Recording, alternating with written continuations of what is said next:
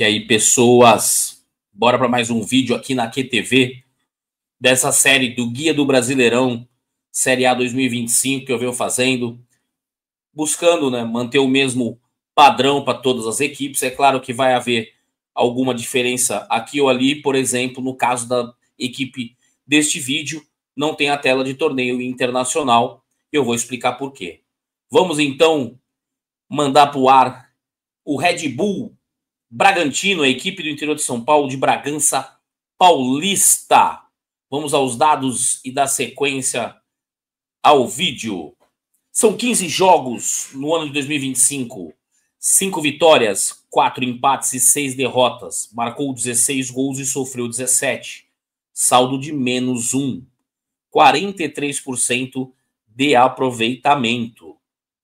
Na Copa do Brasil, está classificado para a terceira fase.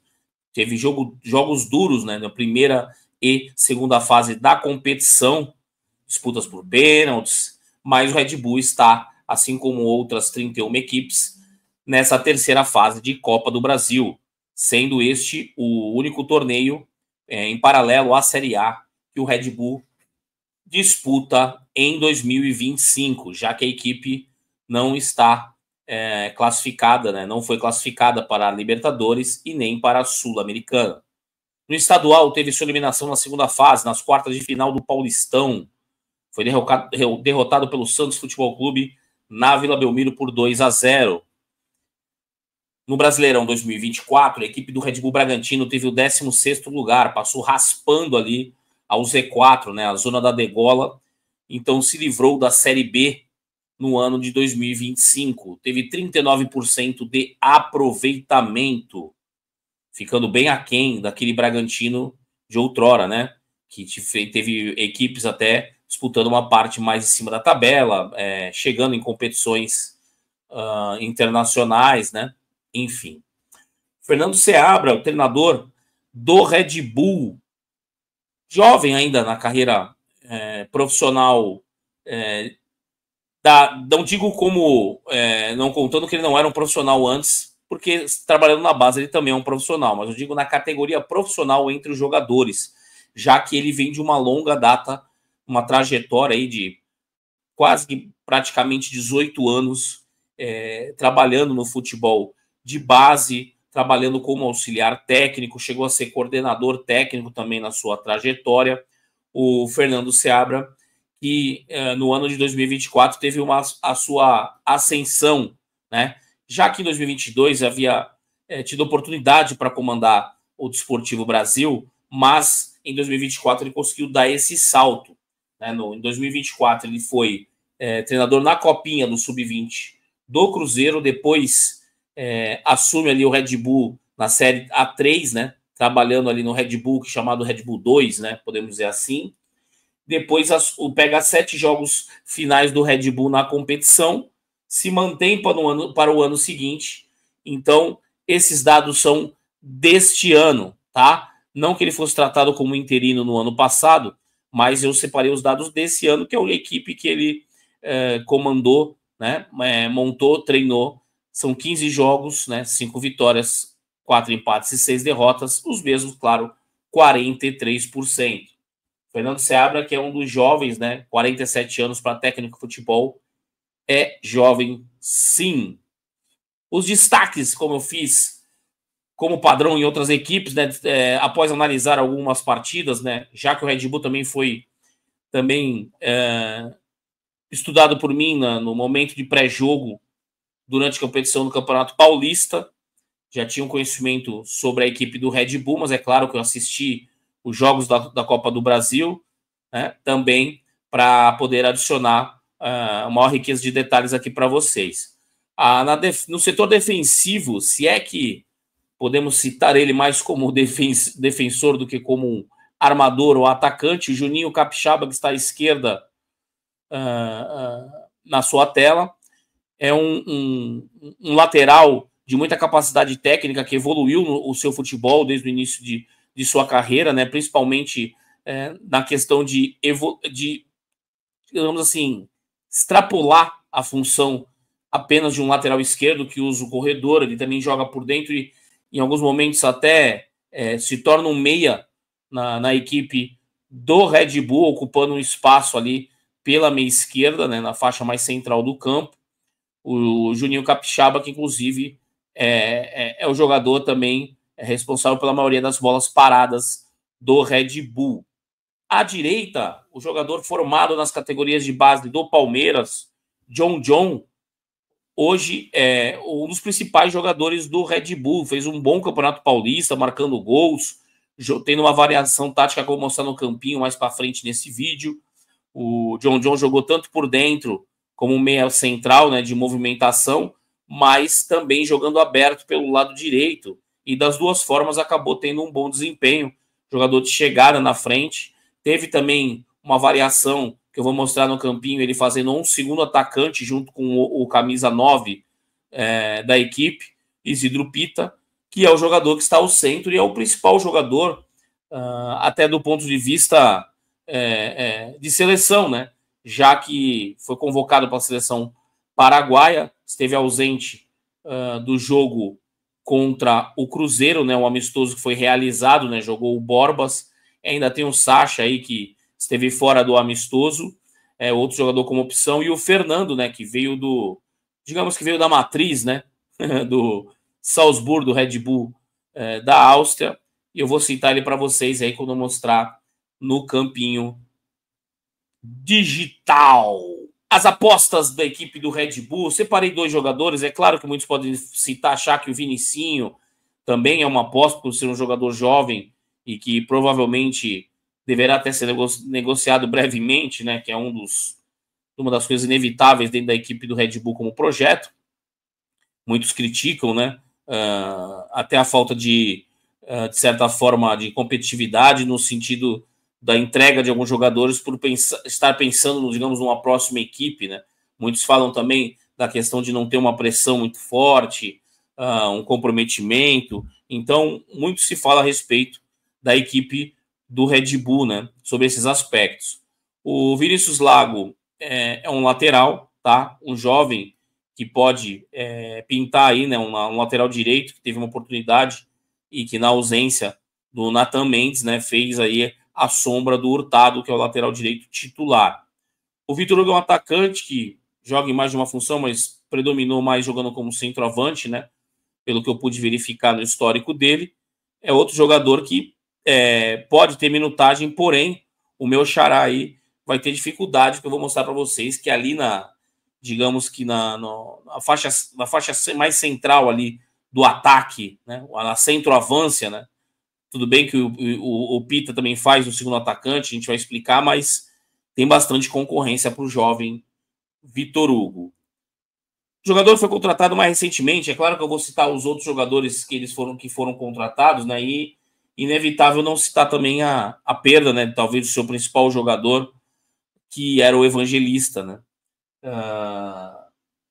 O Fabinho chegou, assim como o Agustin Santana, que está se recuperando aí, veio do River Plate. O La Quintana voltou do empréstimo do Santos. O Gabriel, volante, que está titular da equipe, veio do Internacional. E o Lucas Barbosa, contratado também aí, o jogador do Santos. O Fabinho jogou no amistoso, né? Mas não estava atuando antes. Foi envolvido aí na transferência do Evangelista, que acabou indo para o Palmeiras. O volante Fabinho, que é um volante técnico, mas que no Palmeiras, mesmo se você considerar que teve minutagem, se você puxar ali na ficha do atleta, não o suficiente, né, para esse jogador prosperar na carreira ali. Muitos jogadores para disputar a posição com ele, dificultando a ascensão do jogador. Vamos ver se ele vai ter esse espaço no Red Bull. No DM, no momento, o Eduardo Sacha, confesso que eu não localizei informações a respeito do porquê ele ficou fora aí da partida. O Nathan Mendes, né, esse sim, tá ali até com aquele símbolozinho ali da médico, né, na ficha técnica dele, lateral direito, e o Agustin Santana, que também está no DM, mas devem estar disponíveis logo, não sei se para a estreia do campeonato, mas por transcorrer, nenhum foi lesão grave. Eu separei aqui 3 últimos jogos do Red Bull Bragantino, na verdade não são talvez nem sejam os 3 últimos, são 3 que eu separei para poder fazer observações a respeito até de uma variação.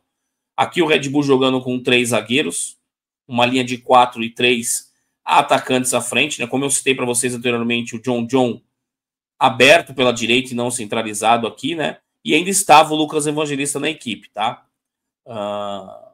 Contra o Santos, aqui foi o jogo de eliminação, né, da equipe no Campeonato Paulista. Vocês podem ver o John já como segundo atacante, teve uma variação tática na equipe, na formação, por um 4-4-2, né, com 2 pontas mais agudos, né, o Mosqueira e o Vinicinho, e 2 jogadores com características de mais de marcação, né, 2 volantes, o Matheus Fernandes tendo uma chegada mais à frente do que o Gabriel. Tá na frente o Pita com o John. Aqui é o jogo contra o São José, jogo pela Copa do Brasil. A equipe já teve outra variação para um 4-2-3-1, que eu acredito que possa ser esse o esquema que inicia, né, tendo uma variação para o 4-4-2, que eu vou explicar no campinho onde eu movimento as peças. O John centralizado, Vinicinho e Lá Quintana pela direita, né, e não o Mosqueira. Lá Quintana, um jogador que participa mais do jogo sem bola do que o Mosqueira, né, que é melhor no 1 contra 1, na finalização e etc., em todos os outros aspectos. Mas quem define é o treinador e ele prefere colocar o Lá Quintana, né, em alguns dos jogos aí, que até me causa um pouco de surpresa. O jogo, o que está no campinho, que eu vou abrir agora aqui para vocês, deixa eu carregar aqui. Pronto, agora sim. É a equipe que jogou no amistoso contra o Cruzeiro, tá?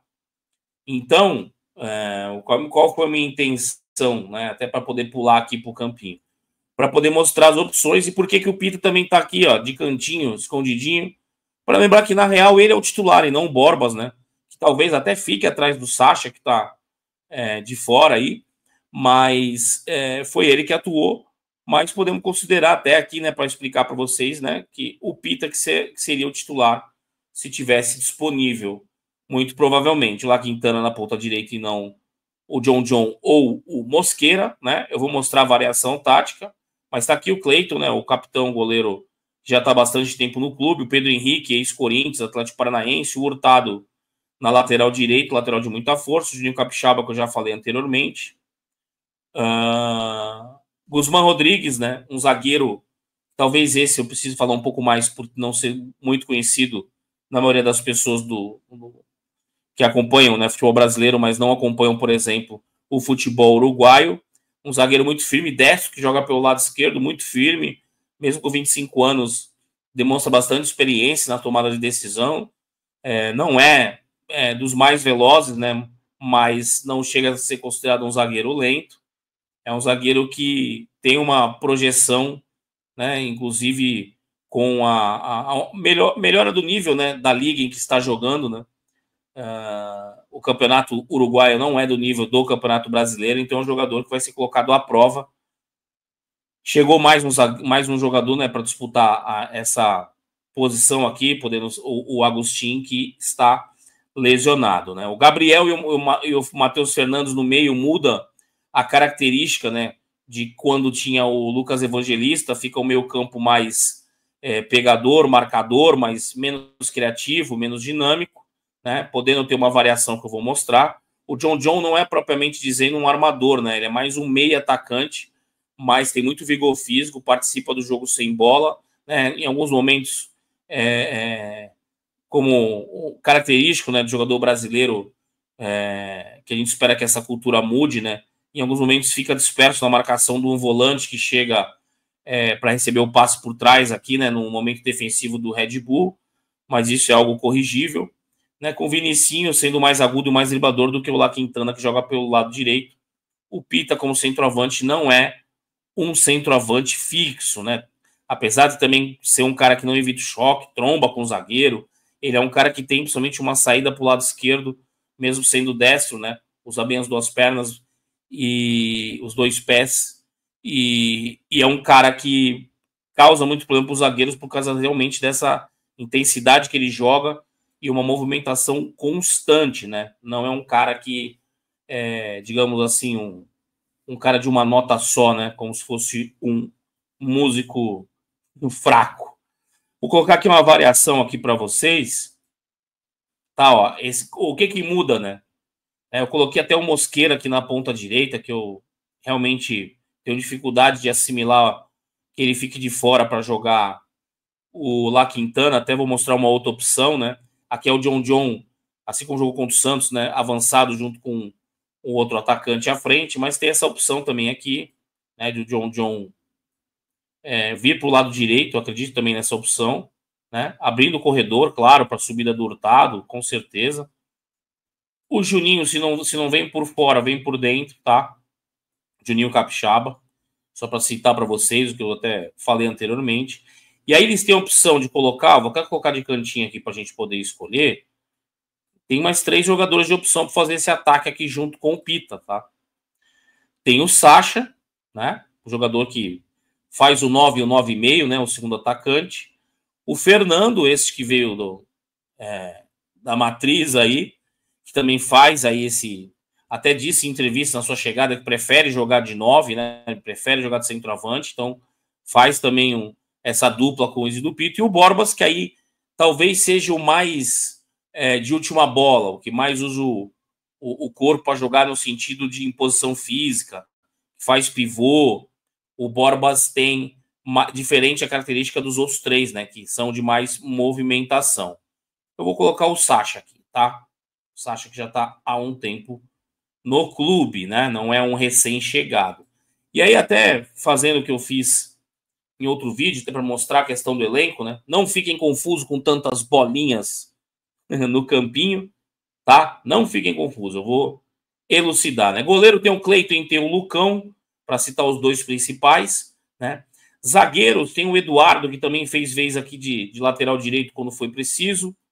O Douglas Mendes e o Agostinho Santana, né, que faz aqui dupla função, podendo até ser um zagueiro pela esquerda, né? Vou tirar eles do campinho para vocês verem que, né, são as opções, né?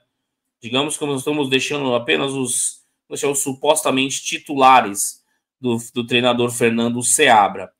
Guilherme Lopes, opção ao Capixaba, é claro, o Capixaba titular, né? O Nathan Mendes ainda está contundido, mas é a sombra do Hurtado pelo lado direito, também um lateral titular. No meio, com a chegada do Fabinho, né? O Eric Ramírez, que é um remanescente, né? Um volante que tem uma chegada de meia no ataque, né? Tem muita dinâmica, né? Tem velocidade. Talvez seja até o mais habilidoso aqui entre os volantes. Ele e o Fabinho são as opções, né? Para juntar a Matheus Fernandes e Gabriel, que parece que iniciam como titulares, né? O Fabinho recentemente contratado, ex-Palmeiras, e como eu disse, o Eric Ramírez, um remanescente, que já fez outras funções, tá? Pelos lados do campo, tem o Lucas Barbosa, que é bem diferente a característica do La Quintana, mas também participa bastante do jogo defensivo, sem bola, se essa for uma questão importante para o Seabra, né, no equilíbrio da equipe, para manter o La Quintana como titular. O Mosqueira pode fazer os 2 lados. O Lucas Barbosa não é proibido que jogue do outro lado, mas predomina muito o jogo dele pelo lado direito.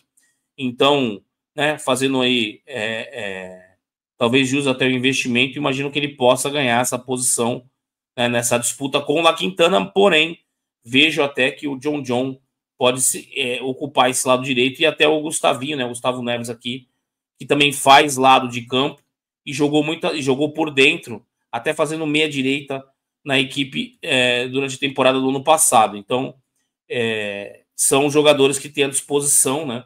O Mosqueira, de frente do Vinicinho, é um cara mais forte, que arrasta mais. Vinicinho é mais, talvez mais do drible curto, mas são jogadores, né, de lado de campo de característica diferente. Vinicinho predomina mais pelo lado esquerdo também, apesar de ser destro, tá? Eu vou deixar os que estão no momento, né, mais propensos a ser os titulares, tá? No ataque, como eu falei, pode jogar um ou pode jogar 2. Aí saiu lá Quintana, né? O Pita, com certeza, titular, e a briga fica entre esses outros 3 aqui, né? No caso de mudar o esquema tático. Jogando no 4-2-3-1, sai os 3 podem ficar aqui até assistindo aqui do cantinho, vou imaginar um suposto banco de reserva aqui. E a equipe no 4-2-3-1 que se transforma num 4-4-2, gente, no momento em que o John pode se fixar mais, né, como um segundo atacante. Claro que esvazia um pouco o meio campo. Lá Quintana nem Vinicinho tem característica de fazer esse... Não são meias pontas, né? Essa é a diferença. Nesse momento que a gente sente a diferença quando é um meia ponta para pontas de origem, né? O La Quintana não consegue fazer meia aqui. O Vinicinho, apesar de ser técnico, não é muito da característica dele, mas até conseguiria, né? Pelo jogador mais técnico, consegue se adaptar mais facilmente. Mas vejo que aí tem outros jogadores que podem fazer melhor essa situação. Podemos citar até o John, né? Aí a gente saca o La Quintana. Vamos imaginar que o Sacha jogue junto com o Pita, né? Vou até inverter o lado aqui. Eu sei que o Pita gosta de cair mais pela esquerda. John e Vinicinho, que pode, né? E até deve acontecer muitas vezes na temporada, do Vinicinho sair também para a entrada do Mosquera. Então é uma variação tática aqui da equipe. Se imaginarmos, né, a equipe jogando com 3 zagueiros, sacrifica um dos jogadores de frente com certeza, né? Vamos imaginar, podemos até deixar esses aqui que estão aqui no ataque. E aí vamos imaginar até que pode ser que o Agustin, deixa eu ver ele aqui, se está aqui, eu nem coloquei porque ele está machucado, né? Ou eu coloquei? Não, nem coloquei. Eu nem coloquei. Então, vamos colocar então, cadê o Douglas? Zagueiro reserva. Cadê o zagueirão? Perdi o zagueirão aqui na lista, hein? Que beleza. Onde está você, Douglas? Não estou achando, meu amigo. Aqui, ó. Só para imaginar, tá, gente? 3 zagueiros, que eu acho que jogaria o Agostinho, tá machucado. Capixaba teria muito mais liberdade, ele e Hurtado. Aí pode até acontecer de não ser o Hurtado e ser o La Quintana aqui, tá? Isso aconteceu no passado. A equipe partindo para uma linha de 4 aqui à frente dessa linha de 3, que lógico que no momento defensivo vira uma linha de 5, né? E aí retorna o John.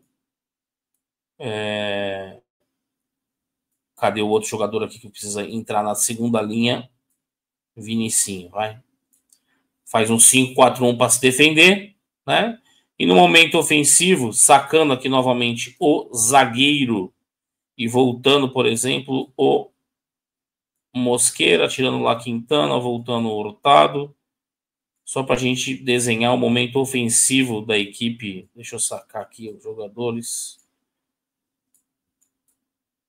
Tá? A equipe jogando num formato aqui, mas podendo até ser com variação, tá, gente? Só para mostrar um exemplo de momento ofensivo, né? Um desenho do Red Bull no momento ofensivo. O Cleito gosta de ficar mais adiantado mesmo, né?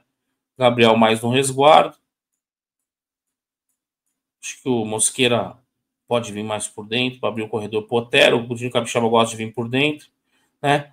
John chegou no segundo atacante, até caiu aqui do sistema. Deixa eu voltar aqui novamente a tela. Era aí que a gente volta. Lembrando que eu gravei ao vivo, tá, gente? O que eu quero dizer com isso? Eu não edito o vídeo, tá? Do jeito que foi, como se fosse uma live para mim aqui, mas é claro que para você que está assistindo é como um vídeo gravado, porque eu não buscava fazer interação, tá? Nesses vídeos aqui.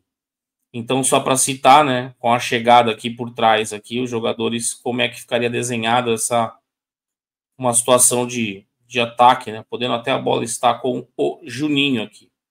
Tá, gente? Só para dar uma noção, eu fiz isso com outros times. Não queria fazer diferente com o Red Bull. Nas minhas anotações aqui sobre a equipe do Red Bull, que eu até citei em todos os vídeos, né?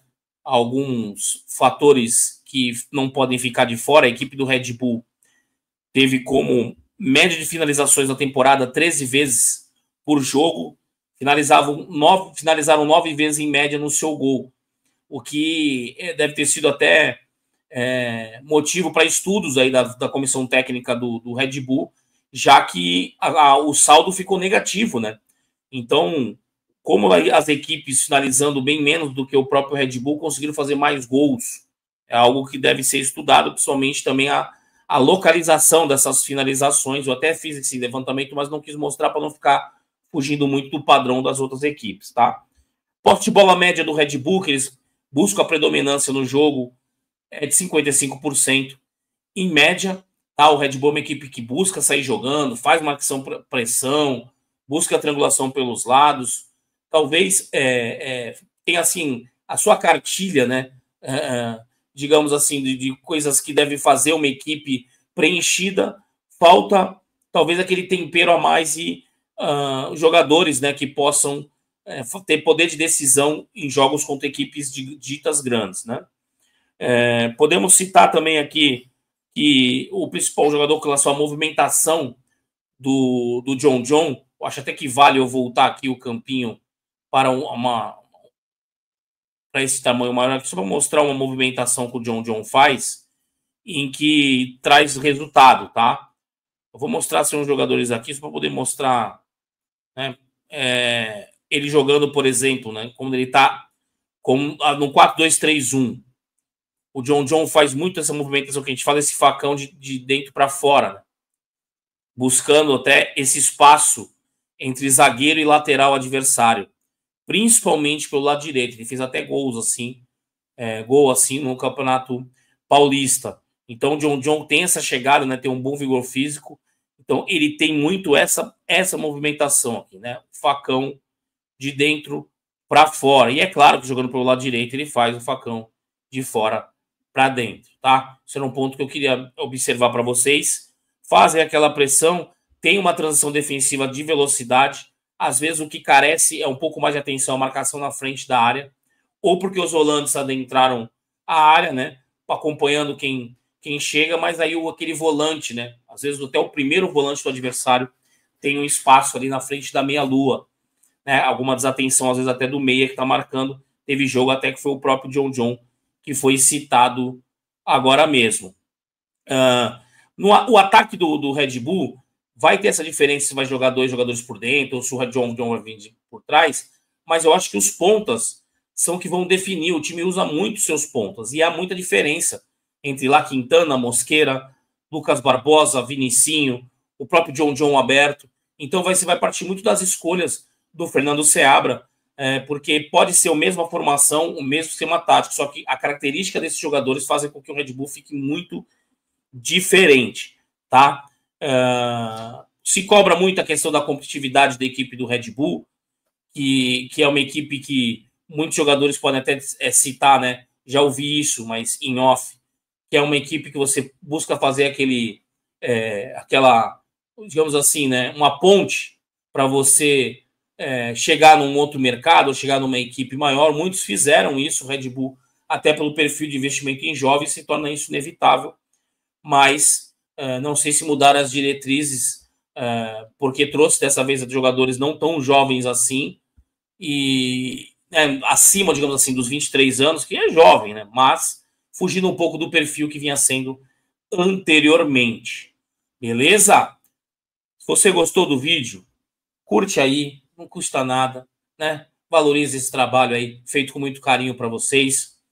Se você gostou muito, compartilha com seus amigos, compartilha com quem gosta de futebol. Se você aí conhece algum torcedor do Red Bull Bragantino, então mande para ele. Eu confesso que estou buscando, né, a cada vídeo dedicar a alguém. Eu dedico a cidade de Bragança, para quem não conhece, pode visitar, que é muito legal. A todos esses moradores, né, muito simpáticos, né, e tem um local ali que tem uma sequência de bares lado a lado, restaurantes, que é muito bacana, né, que abaixo tem, eu não sei ali como é que é o nome, né, que tem aquela, é como se fosse um barranco assim, mas falando barranco parece que desvaloriza, mas é uma região bem legal. Deveria até ter pesquisado para poder elogiar aqui no vídeo de maneira mais correta, mas eu tenho certeza que você vai comentar a respeito de onde eu estou falando, vai engajar aqui com a gente. Se fizer pergunta nos comentários, eu respondo. Valeu? Vamos para o próximo já, hein?